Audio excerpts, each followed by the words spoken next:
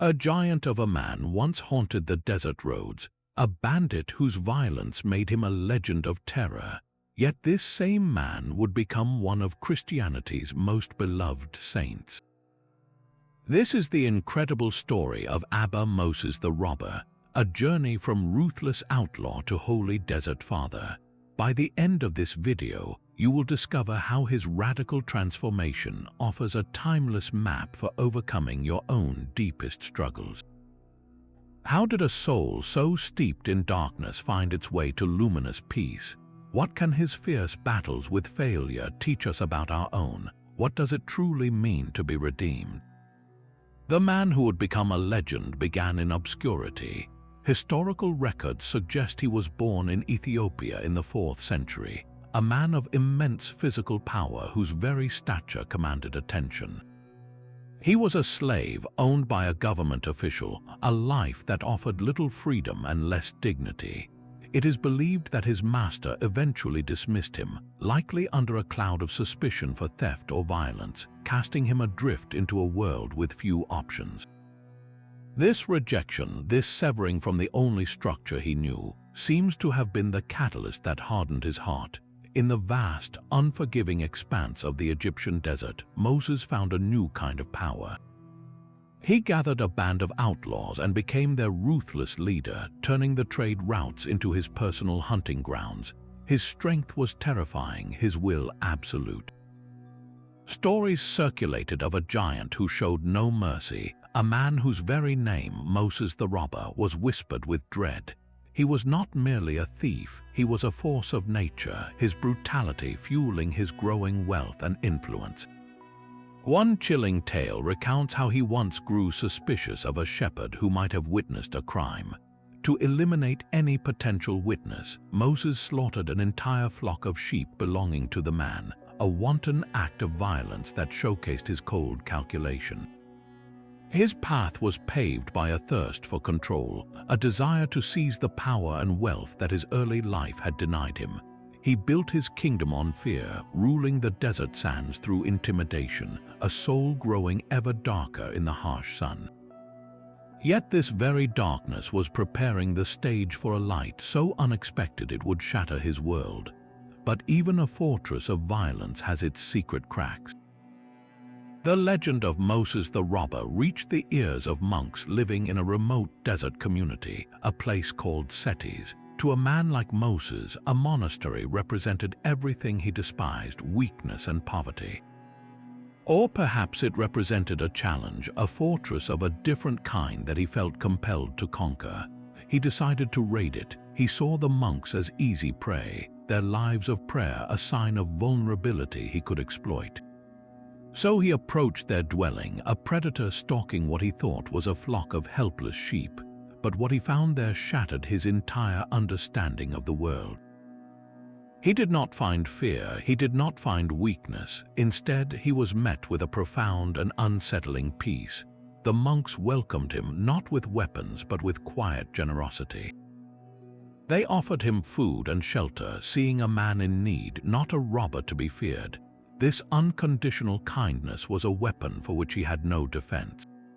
It struck a chord deep within his soul, a place long buried under layers of brutality and pride. In the silent, prayerful atmosphere of that place, the walls he had built around his heart began to crumble. The violence of his past, the murders, the thefts, the cruelty, all of it rushed in upon him with horrifying clarity. The weight of his sins, which he had carried for so long he no longer felt them, suddenly became an unbearable burden. He was not a powerful chieftain in that moment. He was a man drowning in his own darkness, and for the first time he saw a glimmer of light. This was his spiritual crisis, a moment of devastating grace. He could no longer pretend, he could no longer run. He fell to his knees before the abbot, not to demand but to beg. He pleaded with the monks to accept him, to let him stay, to teach him how to live. He was ready to trade his sword for a prayer rope, his life of taking for a life of giving. It was the ultimate surrender, the end of Moses the Robber and the first trembling breath of a new man. So the giant laid down his sword and picked up the prayers of a novice. but the path of the monk was a battlefield far more grueling than the desert roads he once ruled. His new brothers, men who had dedicated their lives to God, looked upon him with deep suspicion and open mockery. How could a murderer, a man drenched in blood, truly change? They tested him constantly, reminding him of his past sins, their distrust a constant thorn in his side. The greatest war, however, raged within Moses himself. The old passions that had fueled his bandit life did not simply vanish. Anger, that familiar fire, would flare at the slightest provocation. Greed, the desire to possess, still whispered to him. Lust, the memory of physical pleasures, tormented his thoughts. He was a man fighting against the very core of his former being, and he was losing over and over again. One of his most famous struggles was with acedia, a deep spiritual despair and laziness that often struck monks in the solitude of their cells. He would feel such a heavy weight of hopelessness that the idea of prayer, of reading, of any spiritual work felt utterly meaningless. On one particularly difficult day, overcome by this darkness, he simply gave up. He left his cell and went to see his spiritual father, the Abba Isidore, ready to admit defeat. Isidore, seeing his dejection, told him to return to his cell, but Moses, in a moment of raw honesty, refused. He said, "I cannot, Abba, I simply cannot." So Isidore, in his wisdom, led Moses up to the roof of their dwelling. It was dawn. Together they watched as the first rays of the sun began to illuminate the eastern horizon. Isidore pointed and said, "See how the light gradually drives away the darkness, so it is with the soul. Your progress does not have to happen all at once. Do not despair because the night feels long. Just keep your face turned toward the light." This was the crucial lesson Moses had to learn. Sainthood was not a state of instant perfection granted to a chosen few. It was forged in the relentless, gritty perseverance of getting back up after every failure. There is a powerful story of him battling a temptation so fiercely that he simply ran. He fled through the desert night, not from a rival gang, but from his own thoughts. He ran until he found an abandoned shepherd's hut, collapsing inside in utter exhaustion. In that dark, quiet space, he did not find victory. He found only his own weakness, and in that moment he accepted it. He stopped fighting his temptations with the same violent force he used as a robber. Instead, he began to learn a new strength, the strength of humility, of sitting with his failure without letting it define him. He would drag himself back to his cell, not in triumph, but in simple, dogged obedience. Each time he returned, he was building a new kind of fortress, not of stone and fear, but of patience and relentless, humble effort. That rooftop at dawn became his true school. Where Moses had once learned to dominate through force, Abba Isidore now taught him the paradoxical power of yielding. The lesson was not about fighting harder, but about surrendering completely. As they watched the slow, patient sun conquer the night without a sound, Moses understood that his old life was built on a foundation of pride. It was his pride that fueled the rage when he was disrespected, his pride that demanded wealth and control, his pride that could not bear the thought of being weak or vulnerable. Every violent act, every theft was a desperate attempt to prop up a fragile sense of self. Humility, Isidore taught him, was not about thinking less of himself, but about thinking of himself less. It was the ultimate weapon against the darkness within, because it disarmed his ego completely. He began to practice this new discipline with the same intensity he once used for banditry. When the other monks insulted him, calling him a black-skinned Ethiopian or a former criminal, he stopped reacting with anger. Instead, he would thank them. He learned to absorb the mockery, to let their words pass through him without lodging in his heart. There is a famous story of a council meeting where the elders were judging a brother who had sinned. The other monks were discussing the appropriate penance, but Moses remained silent. Finally, they asked for his opinion. He stood, filled a large, leaky jug with water, and slung it over his shoulder. As he walked into the meeting, water poured out behind him, leaving a trail across the floor. The other monks were confused. Moses looked at them and said, "My sins run out behind me, and I do not even see them. Yet here I am, judging the sins of another." His point was devastatingly clear. True humility meant keeping his own failures constantly in view, so that he had no space left to criticize anyone else.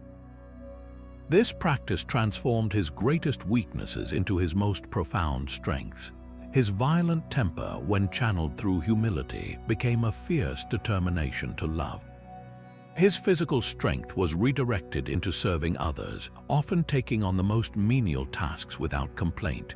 The man who once terrified travelers now became the one who quietly washed the feet of his brothers. He was not erasing his past, he was redeeming it, using the very energy of his old vices to fuel his new virtues. And so the student became the teacher. The man who once struggled to control his own violent heart began to offer others a map through their inner wilderness. Moses' wisdom was not born from scholarly debate, but from the raw, personal experience of failure and grace. He taught that the most important battle is the one fought in the quiet of your own mind, against the first whispers of a harmful thought.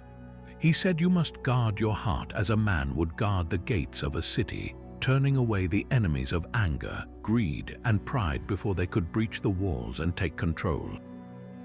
His own method was simple yet profoundly difficult.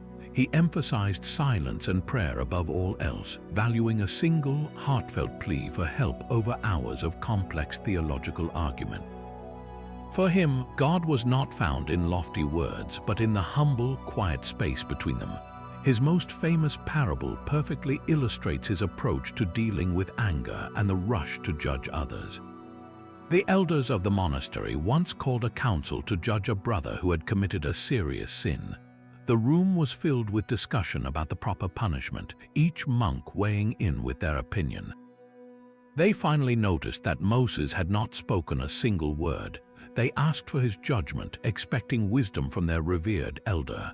Moses stood up, left the room, and returned moments later with a large, heavy basket.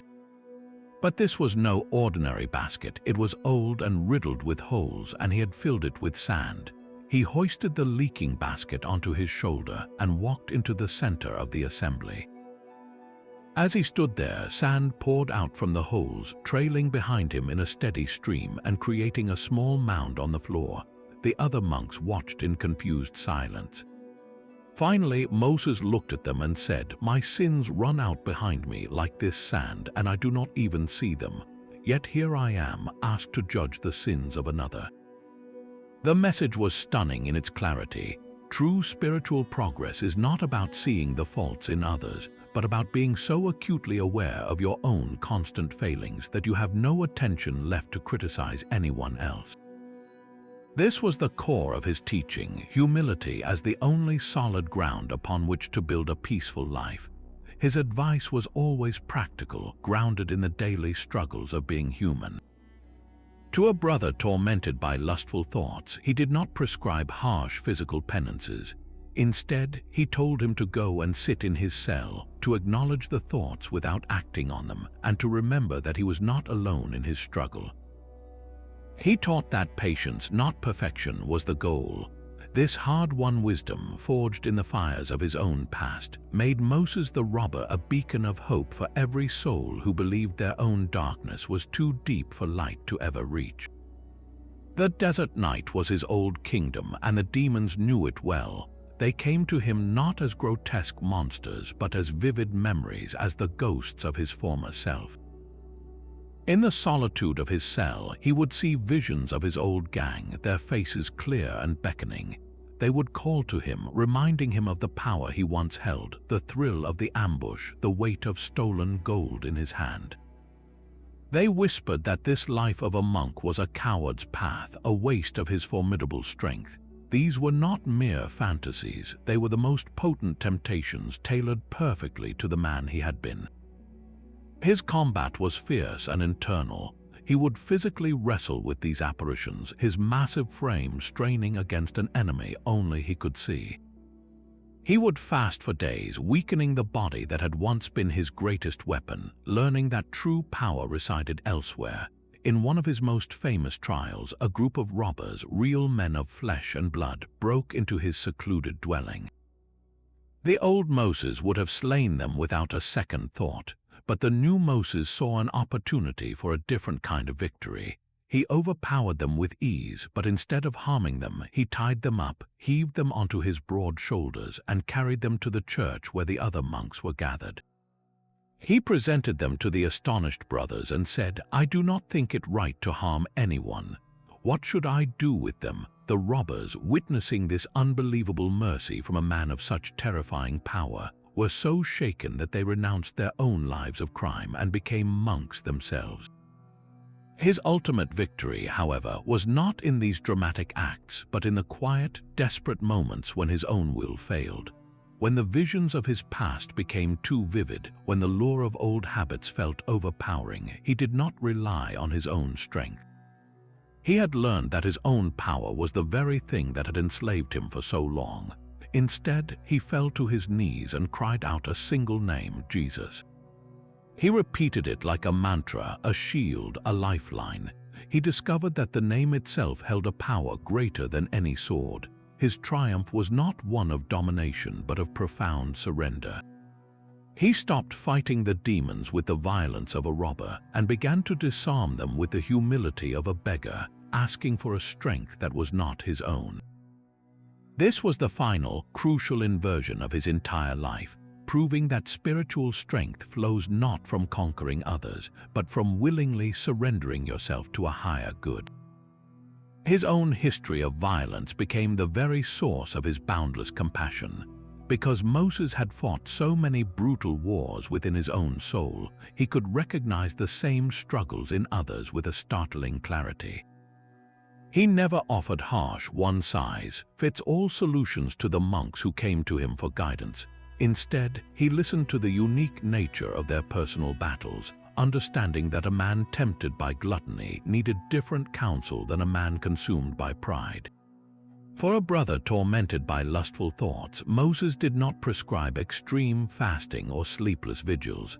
He knew such harshness could breed a different kind of pride. He simply advised the man to sit patiently in his cell, to acknowledge the thoughts without being ruled by them, and to remember that he was not fighting alone. His most famous teaching captures this spirit perfectly.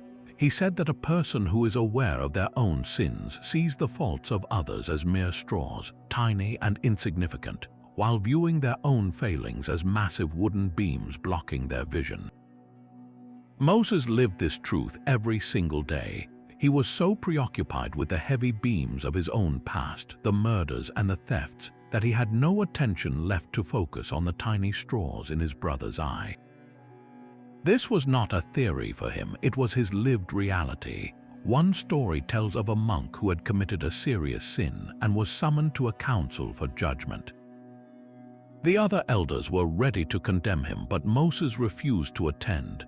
They sent for him repeatedly, and when he finally, reluctantly, approached the gathering, he arrived carrying a leaking sack filled with sand. He slung it over his shoulder and the sand poured out, trailing behind him. When the others stared in confusion, he gave them his unforgettable reply. "My sins run out behind me like this sand, and I do not even see them. How can I possibly judge another?" His entire life became a living testament, a breathing argument for the transformative power of mercy over condemnation.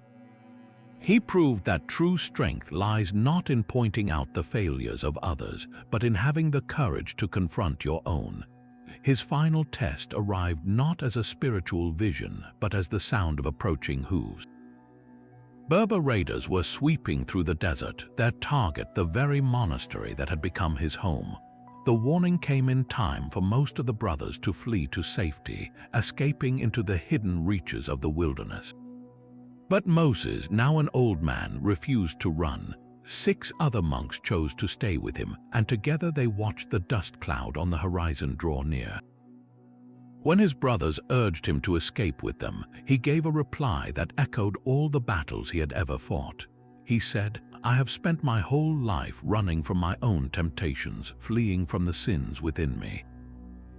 I will not run from death, which is merely the final step of that same journey. For him, the raiders were not a new enemy, but the last and most profound temptation, the temptation to abandon the peace he had spent decades building for the fleeting safety of his physical body.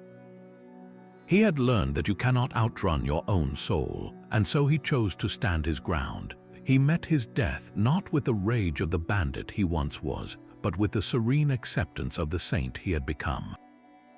The raiders ended his earthly life, but in that act they sealed his eternal legacy.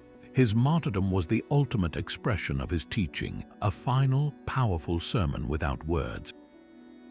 He had always taught that the spiritual life was a battle against the temptation to flee from difficulty, and in his final moments he demonstrated the ultimate victory, choosing to face death itself with the same humility with which he faced his own failings. This profound end transformed him from a revered desert father into a timeless symbol of redemption. He is venerated today as Saint Moses the Ethiopian or Abba Moses the Black, a beloved figure in both the Eastern and Oriental Orthodox churches. His icon does not show a fearsome outlaw, but a man of advanced years with a gentle, weathered face, a visual testament to a journey from darkness to light. His feast day is a celebration not of a perfect life, but of a life perfectly transformed, offering hope to anyone who believes their own past is too heavy to be carried toward grace. The giant who once ruled by the sword ultimately conquered through surrender. Abba Moses the Robber did not simply change his career, he inverted his entire existence. His story is a living testament to a truth that defies our deepest fears, that no soul is too far gone for grace. His journey from the terror of the desert roads to the profound peace of a desert cell proves that redemption is not a reward for the already perfect, but a promise available to anyone willing to begin the long walk home. The very qualities that made him a formidable outlaw, his fierce will and immense strength, did not vanish. They were transfigured. His anger became a relentless determination to love. His pride became the bedrock of a humility so deep it could absorb any insult. His violence was transformed into a boundless capacity for mercy. This is the ultimate hope of his legacy, that our deepest flaws are not final sentences, but raw materials waiting for a master's touch. Your own struggles, your own personal deserts of failure or despair, are not signs of a journey ended. They are the very terrain where transformation begins. What if your greatest weakness, that thing you fight against with such shame, is the very place where a new kind of strength is waiting to be born? The story of Moses invites you to stop fighting your darkness with the same old weapons and to try a different tactic, the humble, persistent turning of the heart toward the light. We would love to hear which part of his incredible journey spoke to you most deeply. Was it the moment of crisis in the monastery, the patient lessons on the rooftop, or the power of his final, non-violent stand? Share your thoughts in the comments below, and if this story of radical hope has inspired you, subscribe for more timeless wisdom tales of transformation.